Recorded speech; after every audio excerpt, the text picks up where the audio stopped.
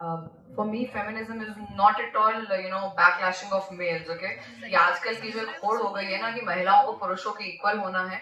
To all the females over here, let me tell you, this is nothing. This is no concept. Rather than working on कि हमको equality चाहिए, आप ये सोचो कि जो भी आपको अपॉर्चुनिटी मिली उसमें आप इक्वल आउटकम दे पा रहे हो कि नहीं दे पा रहे हो, ये एक बहुत बड़ा विषय है. And to all the men, आप ये बिल्कुल मत सोचना कि एक वेस्टर्न फिलोसफी का एक नया फेमिनिज्म किस्म का एक शब्द आ गया है और हम इस समाज में रहने वाली, भारतीय संस्कृति में रहने वाली महिलाएं इसको मानेगी. मैं हमेशा ये कहती हूँ कि महिलाएं अगर एक रीढ़ की हड्डी हैं, तो जो पुरुष हैं वो L1, L2, L3, L4, L5 हैं, जो हमको आगे मौका देते हैं कि आप लोग आगे बढ़िए और जो आपको अचीव करना है वो करिए. ये आजकल के फेमिनिज्म में तो क्या हो चुका है. अच्छा, ये फेमिनिज्म आया क्यों, इसको भी समझिए. ये बहुत अलग पर्सपेक्टिव है जो शायद आप लोगों को बहुत कम सुनने और समझने में आया होगा. ये देश 700-800 साल गुलामी में बंधा रहा. जब भी कोई गुलामी होती है तो उसका सबसे ज्यादा इम्पैक्ट समाज के और देश की महिलाओं पे पड़ता है. देश आजाद हुआ है, ये बहुत शॉर्ट में मैं आपको बता रही हूँ. देश आजाद हुआ, महिलाओं को फ्रीडम मिलना शुरू करा. महिलाओं के साथ एक छोटी सी गलती हुई है कि 5 या 7% महिलाएं जो है वो ये सोचती हैं फ्रीडम का मतलब ये है कि अब हमको बदला लेना है. जो बदले की भावना कुछ महिलाओं में आई है कि नहीं, अब तो हम दिखाएंगे पुरुषों को कि हम ये कर सकते हैं, अब हम ये भी दिखाएंगे. कुछ चीजें हैं जो उनके हिस्से की है, उनको रहने दीजिए. कुछ चीजें हमारे हिस्से की है, वो हमको उनको देखना चाहिए. बहुत ज्यादा वेस्टर्न सिविलाइजेशन में आके जो सिर्फ मेरे की बात करता है, उससे अगर हिंदू स्थान में रहने वाली जो हमारी हिंदू संस्कृति है उसकी महिलाओं को लगता है कि हम उसको कम्पीट कर सकते हैं, तो ये हमारी पहली भूल है और पहली गलती है. इसको हमको हैप्पीली एक्सेप्ट करना चाहिए. और हम कभी भी पुरुषों के साथ इक्वालिटी की बात ना करें. हमें बात करनी तो जस्ट की बात करनी है, जस्टिस की बात करनी है कि पुरुष एक जगह पर है, महिला एक जगह पर है, तो जस्टिस मिलना चाहिए. सिर्फ इसलिए क्योंकि मैं सरपंच, मैं अब ये भी गलत नहीं है कहना कि मुझे मौका इसलिए मिला तब सरपंच बनने का क्योंकि 50% रिजर्वेशन था और मेरी पंचायत में उस समय रिजर्वेशन था. बट क्या मैं सिर्फ हर जगह ये सोच रही थी सरकारी तंत्र के अंदर या हर जगह के लोगों से मिलने के लिए, अरे मैं तो महिला हूँ, मुझे मौका मिलना चाहिए, अरे मैं महिला हूँ, मेरे साथ ये होना चाहिए? नहीं, you eventually have to prove yourself that yes, you can do something and that makes a difference and this is what feminism is for me only. Thank you so much. आप दोनों का भी भैया, इनके लिए तालियां बजाओ जो हमारे लिए रात दिन महिलाओं के लिए मेहनत कर रहे हैं. आपसे ही मैं अगला क्वेश्चन करूंगी कि आप एक लीडर हैं और आपको बहुत सारे डिसीजन लेने रहते हैं, क्रिटिकल डिसीजन, और बहुत सारे ऐसे मौके आते हैं जहाँ पे आपको डीप थिंकिंग में जाके अपने इंस्टिंक्ट से काम करना रहता है. वहाँ पे एज अ वुमेन आपकी जो फेमिनाइन स्ट्रेंथ है वो कैसे रोल प्ले करती है? बीइंग अ वुमेन आपको क्या लगता है कि वो बेटर कर देती है डिसीजन लेने में? महिलाओं के अंदर 2-3 अच्छी क्वालिटीज होती हैं जो मुझे लगता है हम लोगों को they make us a class apart. Okay, तो पहला है अग्रेसिव गुडनेस. ओके, हालांकि कभी कभी मैं उसको थोड़ा नेगेटिव सेंस में ले कहती हूँ, बट हाँ, महिलाओं के अंदर एक अग्रेसिव गुडनेस है बहुत ज्यादा कि भैया हमें सबका बेस्ट करना है. कोई व्यक्ति हमारे पास आ जाए, कोई भाई आ जाए कि भैया दीदी ये दिक्कत हो गई है, फिर हम अपने सारे तंत्र को घुमाने लग जाएंगे कि नहीं भैया इसकी समस्या का तो पहले निदान करो. ये सब लड़कियों में, कॉलेज के अंदर आप बात करो, ये बेचारे जितने लड़के भी वीडियो बनाने धीरे से आएंगे, बहन यार मैंने अपना प्रोजेक्ट कंप्लीट नहीं करा, फिर देखो 3 बार रिक्वेस्ट, बहन मेरी चाय पक्की, तू जो कहेगी मैं तेरे को घर से 2 बार लेने छोड़ने में आऊंगा, मैं ये बात भी नहीं बताऊंगा, तू कहीं मैं पार्टी करने जा रहा हूँ तेरे साथ चलेंगे, फिर देखो. अरे यार इस बात में तालियां बंद है, सच बात बाहर के लिए, तुम लोगों के लिए असलियत है, तुम मेरे छोटे भाई बहन हो, तुम लोगों की रगों से वाकिफ हूँ मैं, तुम लोग जो हरकतें करते हो ऐसा नहीं है. तो महिलाओं में एक अग्रेसिव गुडनेस होती है, ये महिलाओं को they make us class apart. Okay, मैं सीरियसनेस से बात करूंगी. दूसरा, महिलाओं में एक बड़ी अच्छी चीज होती है वो प्रॉब्लम भी, इम्पोस्टर सिंड्रोम. अब इम्पोस्टर सिंड्रोम बड़ी मजेदार चीज है. इनको हमेशा लगेगा कि हम इनएडिक्वेट हैं. अब मान लो प्रोफेसर साहब के पास कोई महिला गई कि सर ये मैंने प्रोजेक्ट तैयार करा है. अब सर कह रहे कि नहीं भैया this is very good project, ये लड़की को चैन नहीं होगा, आगे से कहेगी नहीं मुझे लगता है इसमें थोड़ी सी कमी है, जैसे ये अच्छा खासा बोला है बिल्कुल बढ़िया, मैं मगर इस लायक नहीं हूँ बैठने के. अरे भैया वो हम थोड़ा ना तुम्हें जज कर रहे हैं कि भाई चल के दिखाओ, ये करके. ये एक इम्पोस्टर सिंड्रोम महिलाओं. एक तीसरी दिक्कत ये मगर ये कभी कभी अपने पॉजिटिव एस्पेक्ट्स भी हो जाती हैं। एक तीसरा महिलाओं में बहुत मजेदार चीज है, वो ये है कि मान लो कोई एक जॉब आ रही है, मतलब मान लो ट्रूबा, अपन इसी कॉलेज में यही की बात करें, ट्रूबा में एक जॉब क्वालिफिकेशन आया कि भैया ये जॉब मिलने वाली है। अब लड़की के अंदर 5 में से 6 क्वालिटी होंगे, तब भी उसकी जान निकल रही होगी कि मेरा सिलेक्शन होगा कि नहीं होगा। ऑन द कॉन्ट्री लड़के में 2 होंगी, वो 2 नहीं और बनाएगा और वो ये शो करेगा मैंने 40 क्वालिटीज है इस जॉब के लिए। तो अब तुम लोगों को खुशी हो रही है क्योंकि मैं तरीका, अब यही मैंने जब बाकी सीनियर्स के सामने कहा था तो उनको तो मैं सुना के ना दे रहा था कि ये 3 चीजों को चेंज करो। अब आते हैं कि एज ए लीडर, तो यार देखो मजाक नहीं कर, तुम लोग की बात नहीं सुनते, तुम लगता है यार बड़ी बोरिंग किस्म की अपनी बहन नेता है यार, बताओ युवा मोर्चा में ऐसे लोग क्यों है। तो इसलिए I gel up you guys with something really good. Okay, so coming up to what is that females have in them. So Gita कहती है कि ममता होती है महिलाओं में, मगर अगर वो समता में बदल जाती है तो वो एक बहुत एट अ लार्ज स्केल लोगों का के बारे में, अच्छा वेलबींग के बारे में हम सोच सकते हैं, पहला। दूसरा, महिलाओं में हम्बलनेस बहुत होती है, उनके अंदर ह्यूमिलिटी कूट कर भरी होती है। और मैं आपको एक बात बताऊं, to all the beautiful females over here and also to all my young brothers, when you're emotional, it is not something कि हम किसी को टॉन्ट मारे तो बहुत इमोशनल है यार तो रो पड़ता है हर चीज पे, नहीं। इमोशनल होना एक बहुत पॉजिटिव एस्पेक्ट है।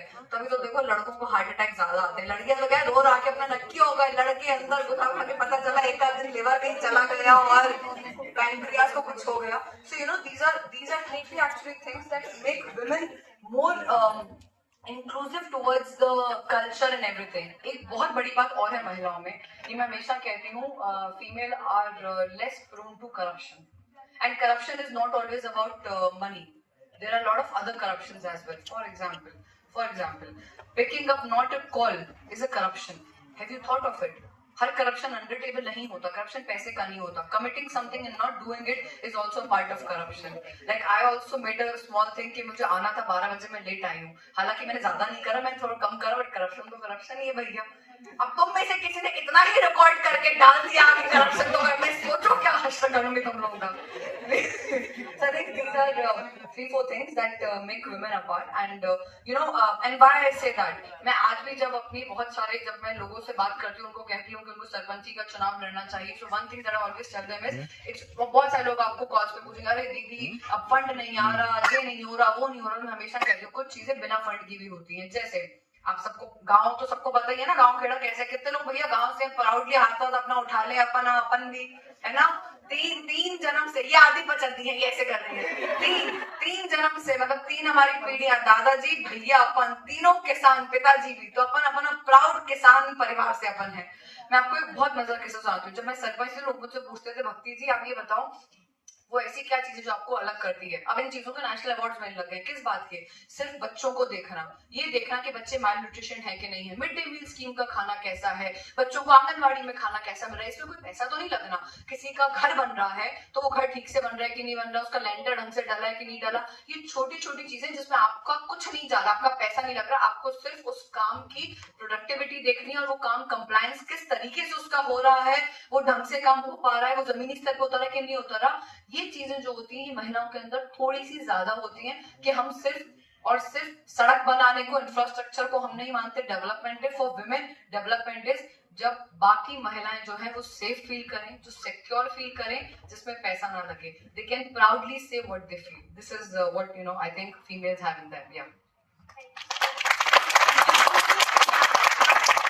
आपने जो क्लैरिटी दी है ना, उससे हम very very thankful. Thank you. Now moving forward, हमारे बीच में बहुत ही सीनियर मैम है। मैम आपसे वही क्वेश्चन कि आपका इतना लंबा एक्सपीरियंस है, तो आपने तो हर फेज देखा है विमेन का, लास्ट 16-17 ईयर से, आप फेमिनिज्म को कैसे डिफाइन करते हैं?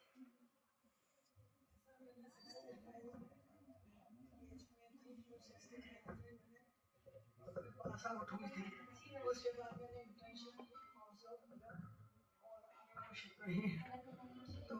तो और उसके बाद मैंने पोस्ट ग्रेजुएशन किया। पोस्ट ग्रेजुएशन में मेरी शिक्षा बहुत छोटी थी और मेरे हस्बैंड ने मुझे बहुत कोऑपरेट किया in my duties and every aspect. उसके बाद कम है और मेरे बच्चे, मेरे दामाद, इन लोगों की मैं जितनी तारीफ करूँ वो कम है, क्योंकि जो कुछ मैं हूँ उन लोगों की वजह से हूँ। मैं ड्यूटीज जाती थी, 24 आवर्स ड्यूटी करती थी। मेरे हस्बैंड, मैं ताला बंद करके चली जाती थी, 7 सिजेरियन पर डे के करती थी, हिस्टेक्टमीज करती थी। और ये सब में मेरे हस्बैंड और मेरे बच्चों का बहुत बड़ा योगदान रहा है। और एक्चुअली जितना आप डिवोशन करेंगे उतना आप आगे बढ़ेंगे, और जितना आप पेशेंट से अच्छे तरीके से बात करेंगे उतना पेशेंट को समझेंगे कि भाई पेशेंट आया तो चिल्लाना शुरू कर दें, वो नहीं होना चाहिए। पेशेंट आता है वैसे ही घबरा हुआ है, वो आता है तो आप पेशेंट से उसी तरह से बात करिए, बैठिए आप अच्छे से। और मैंने काफ़ी सिजेरियन की है, काफ़ी हिस्टेक्टमीज की हैं, आउटडोर पेशेंट्स देखे हैं, इंडोर पेशेंट देखे हैं, हर जगह मेरा एप्रिसिएशन हुआ है। मैंने सुल्तानिया संगना हॉस्पिटल में उत्तराखंड काम किया है, उसके बाद काठगोदाम में किया है, और guest hospital since 20 years. After retirement, I am doing the job only due to my husband, my daughters, my damad, and everywhere. In COVID period also, my damad and my daughter and my husband has cooperated so much. I am very thankful to my family, and I want it is my just like my family, everything. Only इनसे तो ये पूछा गया था कि उसमें क्या विचार है, ये अपना बायोडेटा दे रही है।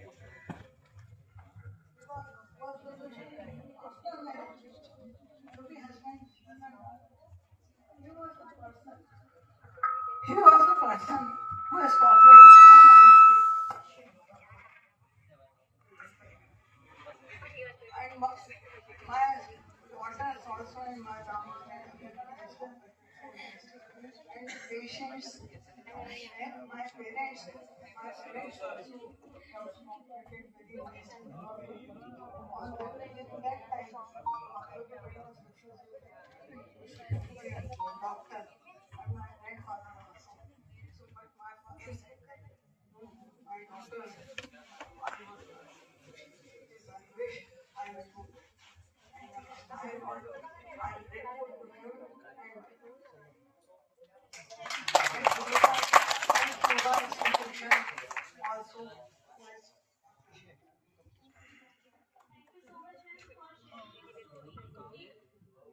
एक आपने अपनी फैमिली की स्टोरी शेयर करी ताकि लोगों को पता चले किस तरह से जरूरत रहती है वो सपोर्ट की, और बहुत निगेटिव जो स्टोरीज रहती है वो ज्यादा जल्दी वायरल हो जाती है। एक पॉजिटिव स्टोरी, एक राइट स्टोरी लोगों तक पहुंचना, राइट एग्जाम्पल पहुंचना बहुत जरूरी है। Thank you so much.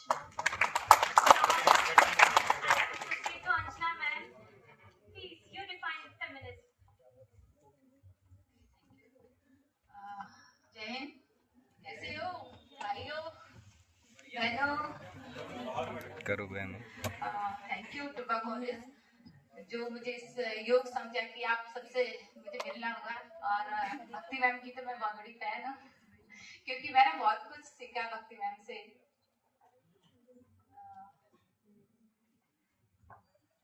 जैसे मैम ने बताया कि कंपेयर का बारे में हमने डिस्कस किया था कि लड़का और लड़की के बारे में, कि लोग बोलते कि लड़कियां अधिकतर सोचती कि नहीं ये काम लड़के ही कर सकते, हम क्यों नहीं कर सकते। इस टाइप से मैम ने एक वर्ड यूज किया था। तो मैम ने बिल्कुल बहुत सही बात बोली है कि कभी भी लड़की को ये नहीं सोचना चाहिए कि लड़के कर सकते और लड़कियां क्यों नहीं कर सकती। मैं तो इस चीज को बिल्कुल नहीं मानती। तो बाकी भी जो लड़कियां हैं मैं उनसे भी यही कहूंगी, कभी अपने आप को वीक नहीं समझना चाहिए कि हम ऐसा नहीं कर सकते, अपने आप को स्ट्रॉन्ग समझना चाहिए। पहले से तो मैं यही कहूंगी लड़कियों से या लड़कों से, सबको अधिकतर हम क्या कंपेयर करते हैं कि नहीं उसने ये किया है, वो ये कर सकता है, मैं ऐसा कर सकती हूँ, वो बहुत बेस्ट है।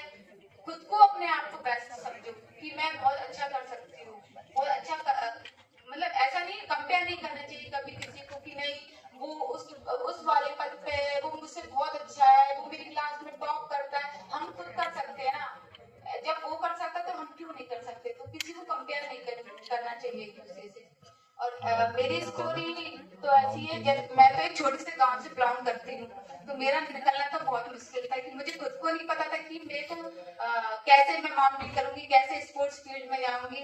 जब गांव में थी दादी के साथ तो मेरे को बाहर ही निकलने, उनका सोच तो यही था दादी का कि नहीं लड़कियां तो पढ़ती नहीं है, लड़कियों को बाहर निकाला ही नहीं जाता था। लेकिन मेरे अंदर एक जुनून था, छोटी थी उस टाइम बचपन में, तो मैं किसी से लड़ नहीं सकती थी। लेकिन धीरे धीरे जैसे बड़ी हुई फिर मैंने बहुत रिक्वेस्ट किया कि नहीं मुझे भी शहर में जाना है, मुझे भी गांव से निकलना है, मुझे भी पढ़ना है।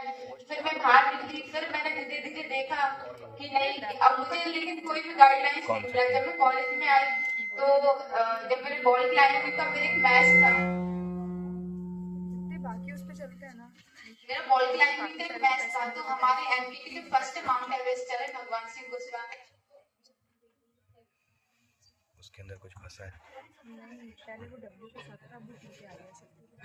उसके अंदर कुछ उनने एक बहुत अच्छी लाइन बोली, हम लोग उनके लिए क्लैप कर रहे थे, तो उनने एक लाइन बहुत अच्छी बोली कि आज तुम लोग मेरे लिए क्लैप कर रहे हो, ऐसा कुछ करके दिखाओ कि लोग तुम्हारे लिए क्लैप करें। बटन दब नहीं रहा है। माइंड में ये सेट हो गया था, क्योंकि कोई भी आइडिया नहीं था गांव में। हम लोग, मैं पढ़ी हूँ तो मेरे को कुछ भी नॉलेज नहीं था कि कैसे मुझे बाहर निकलना है, कैसे मुझे पढ़ाई करना है, कैसे गेम्स खेलना, कुछ भी आइडिया। लेकिन बहुत करती थी, धीरे धीरे सबको देखती थी। लेकिन जब फिर एक ऐसे ऐसे धीरे धीरे कोई ना कोई व्यक्ति मुझे, जैसे भक्ति मैम मिली, उनसे मैंने बहुत कुछ सीखा। फिर ऐसे ही भगवान सर है, उनसे मैंने बहुत कुछ सीखा। तो जब माउंटेन के बारे में मुझे पता चला भगवान सर के थ्रू, तो वैसे ही मेरे अंदर एक जुनून था कि मैंने उसी दिन से सर्च करना स्टार्ट कर दिया कि क्या है। उसी रातों रात, मतलब मेरे को खुद को नहीं पता था कि कैसे 3-3, 4-4 बज जाते थे कि सर्च करने में कि कैसे मैं माउंटेन करूँ, क्या है पहाड़, क्या है। बस बोलते हैं कि ऐसे गाँव में जो पहाड़ है वैसे ही चढ़ना होगा। लेकिन फर्स्ट टाइम मैं अगर हिमाचल प्रदेश की जो हाईएस्ट पीक है, फ्रेंडशिप पीक है, जो 17,345 फीट है, जो मैंने सबमिट की थी, उस दिन मुझे एहसास हुआ, उस दिन मैंने खुद को फील किया कि नहीं मैं कमजोर नहीं हूँ, कोई भी व्यक्ति कमजोर नहीं होता। सबसे बड़ी गलती तो यही करते हैं अपने पूरे जीवन लाइफ में कि हम खुद को पहचान नहीं पाते। जब हम कुछ कर लेते ना, उसके बाद पता चलता है कि नहीं हम ये कर सकते हैं। तो पहले खुद को पहचानो, कोई सा भी काम, कोई भी सक्सेस, कोई भी छोटी या बड़ी नहीं होती। अपने आप को पहचानो कि हम किसमें बेस्ट हैं, उसमें ही आप अपना कैरियर बनाएं, उसमें ही पूरा फोकस दें। ऐसा तो नहीं कि बचपन में हम छोटे होते हैं तो धीरे धीरे हम चलना सीखते हैं, फिर पकड़ के बॉल क्लाइंबिंग को पकड़ के चलते, वैसे ही हम धीरे धीरे ग्रीन वाली मेरे को देखते हैं जैसे समझदार बनते हैं, समझ आती है, लोगों से मिलते। जैसे आज मैम ने कुछ वर्ड्स हम दोनों नहीं है मैम, सीनियर वो और मैम ने हम आपको कुछ बताया कि जरूरी नहीं कि हमने एक वो देख के हंस रही थी। दूसरी बात से निकाल दिया। हम उनसे ये देखें कि मैम ने क्या सबसे बेस्ट अच्छा बात बोली जो हमारे लिए बहुत अच्छी है, तो हमारे जीवन में हम उसको अपने को सीख सकते हैं, वो हमारे लिए बेस्ट हो सकती है। अधिकतर मैं हमेशा ये करती, मेरे अंदर बिल्कुल भी, मैं जब गाँव से निकली थी तो मेरे को कोई भी नॉलेज नहीं था। लेकिन अक्सर जब भी कोई भी चीफ गेस्ट आता था या मैं हॉल सेमिनार में बैठती थी या मैं बाहर जाती हूँ, तो सबसे पहले मैं ये देखती थी इस व्यक्ति के अंदर क्या बेस्ट है जो मैं इससे चुरा सकती हूँ। तो अक्सर मैं चुरा मेरे को पता ही नहीं चल रही थी हम ये चुरा सकते हैं। तो अधिकतर ऐसे हुआ। फिर मैंने ऐसे धीरे करके बाहर निकली। कोई भी मेरा सपोर्ट नहीं करता था घर में, लेकिन जब हम कुछ अच्छा करके दिखाने लगते हैं ना, तो पब्लिक के साथ साथ फैमिली भी सपोर्ट करने लगती है। तो मेरे साथ थोड़ा सा अपोजिट हुआ था उस टाइम पे। तो फिर मेरे पापा ने बहुत मेरा सपोर्ट किया इस चीज में। फिर उसके बाद मैंने यूरोप की जो हाईएस्ट पीक है उसको मैंने सबमिट किया। 15 इतना कमजोर कैसे हो यार? वो कुछ दही खा ले उसका गला खराब हो जाए। मैं आइसक्रीम ही खाऊं केवल रात में, फिर भी मुझे कुछ ना, केला खा के पानी पी लो मुझे कुछ ना होगा।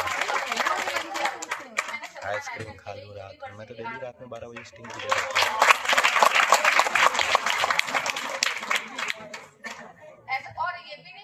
पहले स्टिंग नहीं था, रूह अफ़ज़ा में 10 आइस क्यूब डाल के पिया। कुछ मीठा चाहिए रहता है ना रात में कुछ मीठा चाहिए रहता है। डेली रात में ठंडा पी के देता हूँ, मुझे तो कुछ नहीं आता। ये चीज़ रिकॉर्ड बहुत अच्छा करा, जिससे लोग ये ना देख कि मैं ऐसा बन सकता, शायद मैं भी उस जगह खड़ा हो जाऊँ। वैसे आप करना पड़ेगा वैसे अभी मेरा टारगेट था 2025 वही तो करना पड़ेगा बस। मैंने घर वालों से बोला कि नहीं मुझे अभी शादी नहीं करना, बस कुछ 1 या 1.5 साल और रुक जाएगी, उसके बाद शादी करूंगी, मेरे टारगेट्स पूरे हो जाएंगे, क्योंकि हमें तो नहीं पता कि ससुराल कैसा होगा। जरूरी है कि अभी हमें जो सपोर्ट मिल रहा है वो ससुराल में मिला, लेकिन गॉड की कृपा से मुझे ससुराल बहुत अच्छा मिला कि मुझे आज फील नहीं होता कि मैं मायके में हूँ या ससुराल में हूँ। मेरा टारगेट था 2025 में दुनिया की सबसे हाईएस्ट माउंट एवरेस्ट क्लाइंब करने का, लेकिन बहुत मेरा नहीं हो पाया क्योंकि शादी के जस्ट 1 मंथ बाद मेरे फादर इन लोग की पैरालाइज हो गया, तो उनको केयर करने के चक्कर में मेरा 1 साल थोड़ा चला गया है। अब लेकिन मैं फिर से बाहर निकल गई हूँ, तो 2026 में मेरा सबमिट हो जाएगा। मेरे ससुराल वाले भी बहुत सपोर्ट करते हैं, मेरे हस्बैंड काफी सपोर्ट है, वो तो यही कहते हैं कि शादी पार्टी छोड़ो अपने गैरेज पे देना। तो थैंक यू।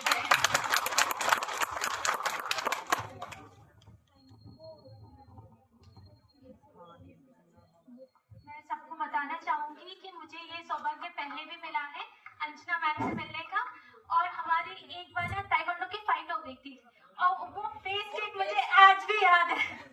तो मैम बहुत ही दमदार है और बहुत ही हम्बल है, बिल्कुल हमारे जैसी है। उनसे बात करने में कभी ऐसा नहीं लगता है कि माउंटेनियर, अरे भाई बहुत ही हम्बल है, पर ताकत एकदम हाई फाई। एक्चुअली क्या हुआ था, इसकी आयुष की जो बड़ी सिस्टर है वो मेरी फ्रेंड है, तो हमारा मैच हुआ ताइक्वांडो का, और ये बहुत नर्वस थी, बहुत डर रही थी। मैंने कहा आप ये मत सोचो कि मेरी सीनियर दीदी है तो मैं फाइट नहीं करूंगी, मैं नॉर्मल खड़ी, मैंने कहा चलो किक मारो, पर डरती जा रही। पर एक्चुअली हुआ कि चलो मैंने इसको छोड़ दिया, मैंने कहा नहीं तुम बिना रो, अगर तुम ऐसे करोगी ना तो तुम जीत नहीं पाओगी।